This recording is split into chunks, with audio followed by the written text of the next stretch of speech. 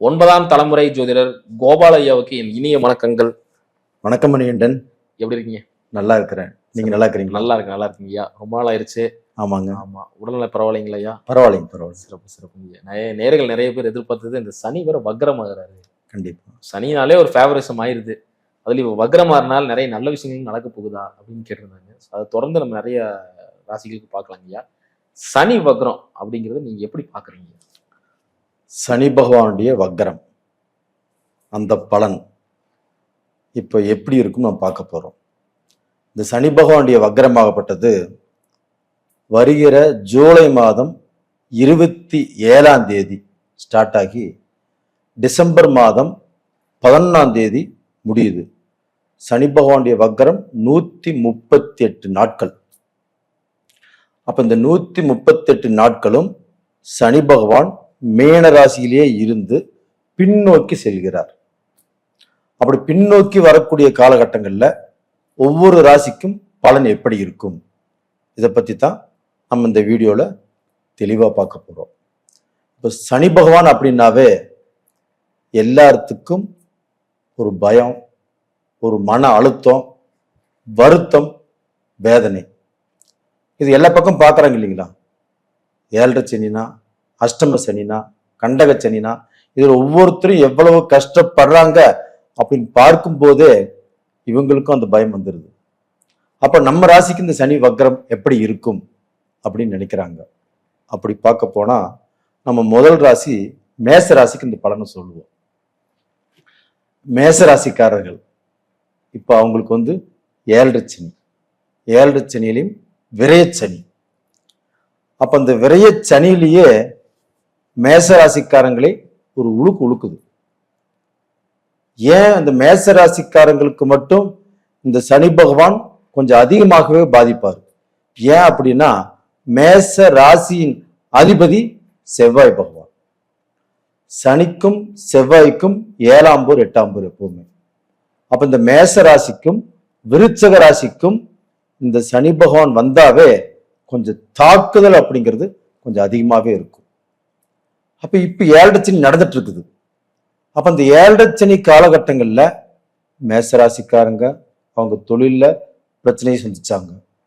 அது போக அவங்க வேலையிலையுமே பிரச்சனையை சந்திக்கிறாங்க. செய்யாத தப்பு செஞ்சேன்னு பிரச்சனை வருது.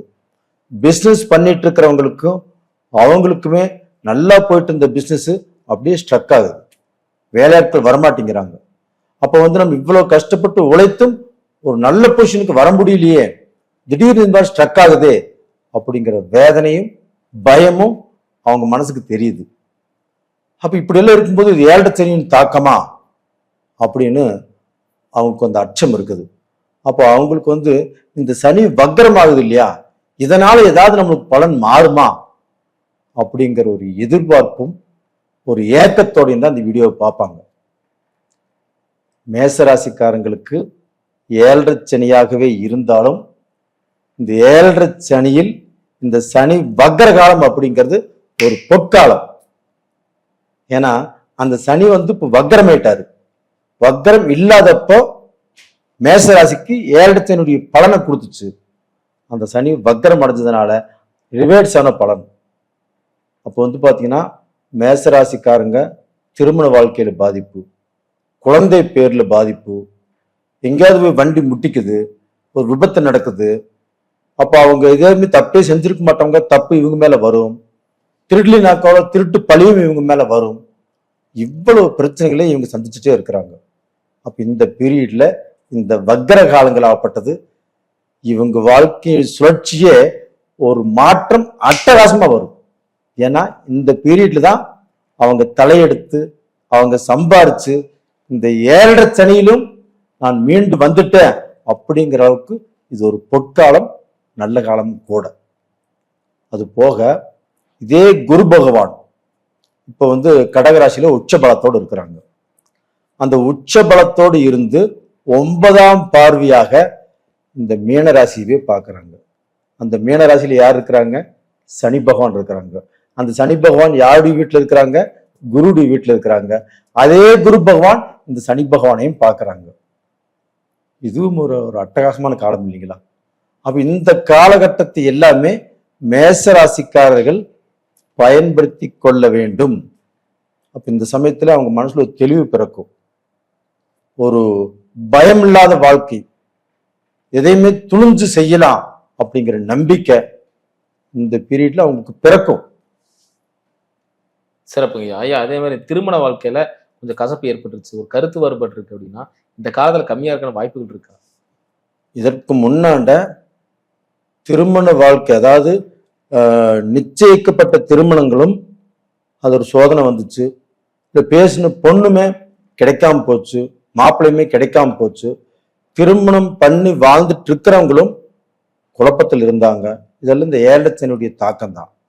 இந்த குரு பயிற்சி வந்ததுக்கு அப்புறம் கொஞ்சம் அந்த தாக்கம் குறைஞ்சிருச்சு.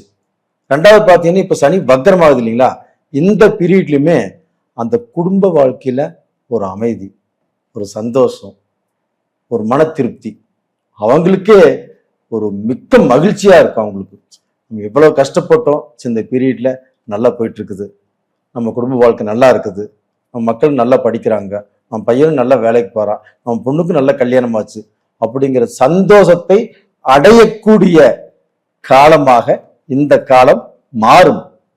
சிறப்பு சிறப்புங்க. அதே மாதிரி சுயதொழில் பண்ணிட்டு இருக்கிறவங்களுக்கு பணத்தை முதலீட போட்டு மறுபடியும் விரிவுபடுத்தலாமா? அதே மாதிரி ஒரு வேலை செஞ்சுட்டு இருக்கிறவங்களும் சுயதொழில் ஆரம்பிக்கலாமா? இப்போ ரொம்ப காலமாக ஒருத்தர் வேலை செஞ்சுட்டு இருக்கிறாங்க, நான் ஒரு தொழில் செய்யணும்னு ஆசைப்பட்டுட்டே இருக்கிறேன், எனக்கு நேர காலமே செட் ஆகல, இந்த பீரியட்ல நான் செய்யலாமா அப்படின்னு ஒரு மேசராசிக்கார் கேட்கறாங்கன்னு வச்சுக்கோங்களேன். தாராளமாக. இரட்டை யோகம் அவங்களுக்கு. எப்படின்னா இந்த குரு பார்க்கறதும் ஒரு யோகம், அதே இடத்துல இந்த சனி வக்ரமாவதும் இரண்டாவது யோகம்.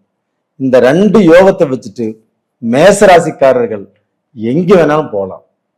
அப்ப அவங்க பாத்தீங்கன்னா நினைச்சதை சாதிப்பதற்கும் செய்வதற்கும் ஒரு அருமையான டைம். சிறப்புங்கய்யா. இந்த சமயத்துல அவங்க கஷ்டப்பட்டும் அதுல சம்பாரிச்சும் பட்ட கடனை அடைச்சிருவாங்க. அதற்குண்டான டைமும் வந்துருச்சு அவங்களுக்கு. இவங்க மேசராசிக்காரங்க கடந்த காலத்துல நிறைய அவமானங்கள் ஏற்பட்டுச்சு, அந்த இழந்த மரியாதையே மீட்க முடியுமா? அருமையான கேள்வி கேட்டீங்க. மேசராசிக்காரங்க நேர்மையானவங்க, கொஞ்சம் வெளிப்படையானவர்கள், கொஞ்சம் வேகம் இருக்குமோ இல்லையோ அவங்ககிட்ட சதி துரோகம் இந்த கெட்ட எண்ணங்கள் இல்லை. அப்படி இருந்தும் அவங்க செய்யாத குற்றத்துக்கு தண்டனை அனுபவிச்சாங்க. ஒரு ஸ்டேஷன் போக வேண்டிய சூழ்நிலை உருவாச்சு. அது போக குடும்ப வாழ்க்கையிலுமே தப்பே செய்யாமல் சில பிரச்சனைகளை சந்திச்சாங்க. இதுல எல்லாத்துலயுமே இருந்து அவங்க விடுதலை ஆகக்கூடிய டைம் வந்தாச்சு. சிறப்புங்க ஐயா. ஐயா அதே மாதிரி இந்த வரன் பார்த்துட்டு இருந்தவங்களுக்கு வரன் கிடைக்குமா? இந்த பீரியட்ல குரு பகவான் இவங்க ராசிக்கு 12ஆம் இடத்தை பார்க்கறதுனால அயன சயன போகஸ்தானம், தாம்பத்திய வாழ்க்கை, குடும்ப வாழ்க்கை, ஒரு குடும்பம் சேர்வது அப்படிங்கிறது அருமையான ஒரு டைம். இப்போ இந்த பீரியட்ல பொண்ணு பார்க்கலாம், மாப்பிள்ளை பார்க்கலாம், பொண்ணு இல்லாதவங்களுக்கு பொண்ணு கிடைக்கும், மாப்பிள்ளை கிடைக்காதவங்களுக்கு மாப்பிள்ளை கிடைக்கும்.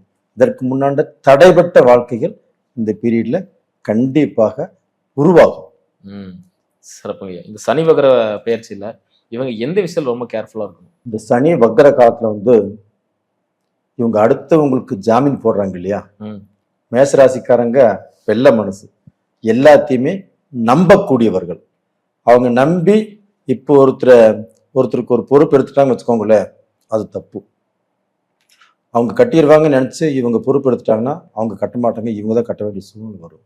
அதனால அந்த விஷயத்துல கொஞ்சம் ஜாக்கிரதையா இருக்க சொல்லுங்க. பண விஷயத்துல கொஞ்சம் ஜாக்கிரதையா இருக்க சொல்லுங்க. ஐயா வழிபாடுகள் இருந்தா சொல்லுங்க. இவங்க இந்த சனி பகவான் அப்படின்னாவே 2ஆம் இடத்துலையோ 7ஆம் இடத்துலையோ 12ஆம் இடத்துலையோ 5ஆம் இடத்துலையோ இந்த மாதிரி சனியெல்லாம் அந்த சனியினால குடும்பம் பாதிச்சு வாழ்க்கையை பாதிச்சு இவங்க குச்சனூர் போயிருப்பாங்க, திருநள்ளாறு போயிருப்பாங்க, சனி பகவான் கோயிலுக்கு எல்லாமே போயிருப்பாங்க. அது அங்கே போக வேண்டாம்னு சொல்லல. அதை விட தஞ்சாவூர்ல அக்ஷயபுரீஸ்வரர், தஞ்சாவூர்ல அக்ஷயபுரீஸ்வரர் சிவன் ஆலயம், அது பார்த்தீங்கன்னா 1000 வருடம் பழமையானது. அது விளாங்குளம். இப்போ விளாங்குளம் அப்படிங்கிறது விலங்குளம், தஞ்சாவூர் மாவட்டத்துல விலங்குளம் அப்படிங்கிற ஊர்ல அந்த அக்ஷயபுரீஸ்வரர் ஆலயம் இருக்குது. அங்கே போய் அங்கே சிவனை வழிபட்டுட்டு அங்கே போனீங்கன்னா அந்த சிவன் ஆகப்பட்டது, அந்த சனி பகவான் ஆகப்பட்டது எல்லா கோயில்லையுமே மேற்கு நோக்கி இருப்பாங்க, கிழக்கு நோக்கி இருப்பாங்க. அந்த கோயிலில் தெற்கு நோக்கி இருப்பாங்க. அப்போ வந்து பார்த்தீங்கன்னா அந்த சனி பகவானுக்கு வந்து பார்த்தீங்கன்னா அதிதேவதையே யமன், தெற்கு தான். அப்போ அந்த தெற்கு நோக்கி தான் இவங்க இருப்பாங்க. அந்த தெய்வத்தை பார்த்து வணங்கிட்டு அதற்கு 9 தீபங்கள் போட்டு வணங்கி வருவது இவங்களுடைய தொழில் கஷ்டத்தையும் பண கஷ்டத்தையும் இவங்க பட்ட கடனையும் இவங்களுடைய சுபகாரியங்களையும் சகலத்துக்கும் ஒரு வழி பிறக்கும், சகலத்துக்கும் ஒரு முடிவு கிடைக்கும். அது வந்து விடுபடுவாங்க. சிறப்புங்க, ரொம்ப அருமையா சொன்னீங்க. மீண்டும் அடுத்த காலையில் சந்திக்கிறீங்க. நன்றி.